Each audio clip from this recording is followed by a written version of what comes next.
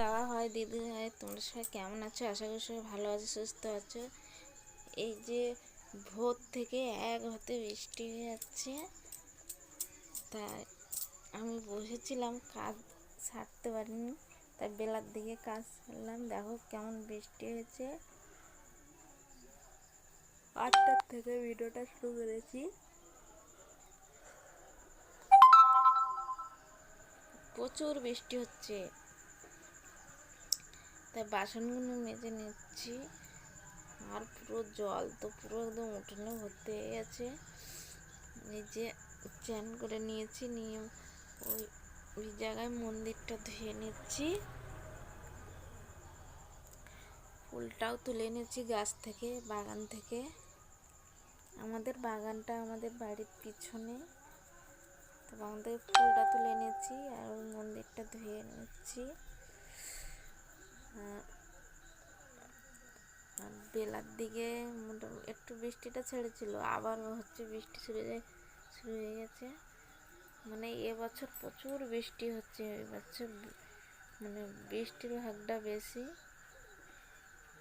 আর এক হাতে আমি বৃষ্টি পড়ে যাচ্ছে। আর এই যে পুজো টুজো দিয়ে এই যে খাওয়া দাওয়া হয়ে গেছে, সকালে রুটি করছিলাম।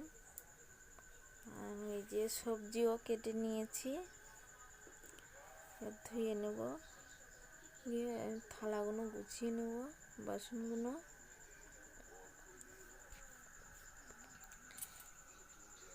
যে সবজি কেটে নিয়েছি বাগান থেকে, কালকে ঝিঙেটা তুলবো, আজকে তুলব না। আজকে পালং শাক বাগানে দেওয়া হয়েছিল, তা পচে গেছে, তাই বাজার থেকে কিনে এনেছে।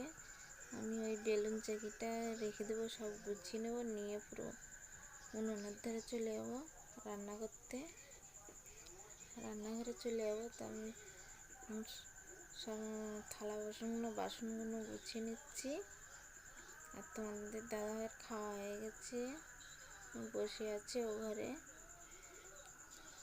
আর যতবার ঘরটা মুছে নিচ্ছি ততবারই জল ভর্তি হয়ে যাচ্ছে। আর দেখো এটা বিকেলের দিকে এই যে মাঠে ছাগল নিয়ে গেছিলাম, বৃষ্টি হচ্ছিল, তো কী করবো, ওরা ধরো খায় না, সারাদিন চেল্লাচ্ছে, মানে ওদের ঠিকঠাক খাওয়া হচ্ছে না, তাই নিয়ে গেছিলাম মাঠে। ঘাস খাচ্ছে ও সাইডটায়। ভিডিওটা কেমন হয়েছে